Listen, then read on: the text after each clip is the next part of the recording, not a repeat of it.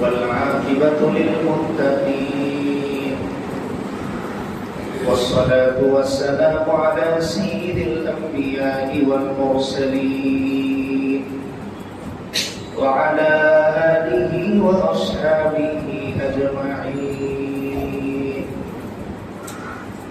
أما بعد، فأعوذ بالله من الشيطان الرجيم. بسم الله الرحمن الرحيم. ومن حيث خرجت فول وجهك شطر المسجد الحرام وحيث ما كنتم فولوا وجوهكم شطرا لئلا يكون للناس عليكم حجة إلا الذين ظلموا منهم فلا تخشوهم واخشوني ولأتم نعمتي عليكم ولعلكم تهتدون. صدق الله العظيم وصدق رسوله النبي الكريم، ونحن على ذلك لمن الشاهدين والشاكرين، والحمد لله رب العالمين. سبحانك لا علم لنا إلا ما علمتنا إنك أنت العليم الحكيم. سبحانك لا علم لنا إلا ما علمتنا إنك أنت العليم الحكيم. আলহামদুলিল্লাহ, আল্লাহ তাআলার দরবারে লাখ কোটি শুকরিয়া যে মহান আল্লাহ রাব্বুল আলামিন আমাদেরকে মাগরিবের সালাত আদায় করে পৃথিবীর সর্ববিখ্যাত গ্রন্থ আল কোরআন, ঐশী গ্রন্থ এর তাফসীরুল কোরআন মাহফিলে আমাদেরকে অংশগ্রহণ করার সুযোগ দান করেছেন। এজন্য আমরা সকলেই দিন থেকে শুকরিয়া আদায় করি আলহামদুলিল্লাহ। আল্লাহ তাআলার গ্রন্থ যেরকম বিখ্যাত এবং দামি মূল্যবান, এই গ্রন্থ শোনার জন্য যারা বসে তারাও আল্লাহ তাআলার কাছে ওই রকম মূল্যবান।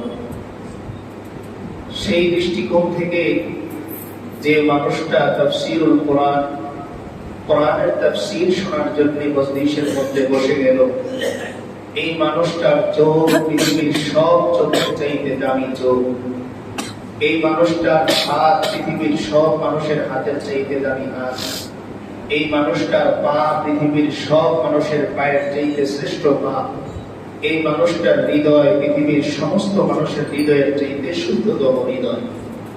তো আল্লাহ তাআলা আমাদেরকে বসার সুযোগ করে দিয়েছেন, এটা একমাত্র আল্লাহ তাআলার মেহেরবানি। আমরা সূরাতুল বাকারার তাফসীরের মধ্যে ছিলাম। আজকে আমরা তাফসীর শুনবো সূরাতুল বাকারা 150, 151, 52, 53, 54, 55, 56, 157 নম্বর আয়াত পর্যন্ত, 150 থেকে 157 নম্বর আয়াত পর্যন্ত আমরা ইনশাআল্লাহ তাফসীর শুনব। আল্লাহ তাআলা এই আয়াতগুলোর মধ্যে মূলত মুসলমানদের কাবার বিষয়ে প্রথমে আলোচনা শুরু করেছেন। যে মুসলমানরা যখন নামাজ আদায় শুরু করে দিলেন, তখন কিবলা নিয়ে মনের মধ্যে একটা সংকোচ মুসলমানদের মধ্যে ছিল। তারা কি মসজিদে হারামের দিকে ফিরে নামাজ আদায় করবে, নাকি মসজিদে আকসা অর্থাৎ বাইতুল মুকাদ্দাসের দিকে ফিরে নামাজ পড়বে? তো ইসলামের শুরুর দিকে আল্লাহ তাআলার আদেশ ক্রমে মুসলমানরা বাইতুল মুকাদ্দাস তথা মসজিদে আকসার দিকে ফিরে নামাজ আদায় করতেন। কিন্তু যেহেতু মসজিদে হারামের ফজিলত অন্যান্য সমস্ত মসজিদের চাইতে অনেক বেশি, তাই মুসলমানদের হৃদয়ে, এমনকি রাসূল করিম সাল্লাল্লাহু আলাইহি ওয়াসাল্লামের হৃদয়েও মসজিদের হারামের দিকে ফিরে নামাজ আদায় করার প্রত্যাশা দীর্ঘ সময় ছিল। এদিকে ইঙ্গিত করে আল্লাহ তাআলা 2 নম্বর পারায় আল্লাহ তাআলা বলেন কদ নারা তাকাল্লুবা ওয়াজহিকা ফিস সামা, যে আল্লাহ রাসূল সাল্লাল্লাহু আলাইহি ওয়াসাল্লাম যখনই নামাজ আদায় করতে মসজিদের দিকে রওনা হতেন তো তিনি আসমানের দিকে এরকম তাকিয়ে থাকতেন, কবে বিধান আসবে মসজিদে হারামের দিকে ফিরে আমরা নামাজ আদায় করব। তো আল্লাহ তাআলা কোরআনে এই সিচুয়েশনটাকে উল্লেখ করে বলতেছেন, ও নবী কদ নারা, অবশ্যই আমি দেখি তাকাল্লুবা ওয়াজহিকা ফিস সামা, আপনি যে বারবার চেহারা আসমানের দিকে ফিরান আর উপরে তাকান, এটা আমি দেখি। আল্লাহ তাআলা বলতেছেন।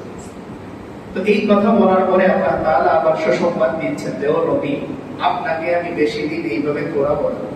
ফালানুওয়াল্লিয়ান্নাকা কিবলাতান তারদাহা, অচিরেই অবশ্যই আপনার যেই মনের গতি মসজিদে হারামের দিকে ফিরে নামাজ আদায় করার, অবশ্যই আমি আল্লাহ এটা পরিবর্তন করে সেদিকে করে দিব।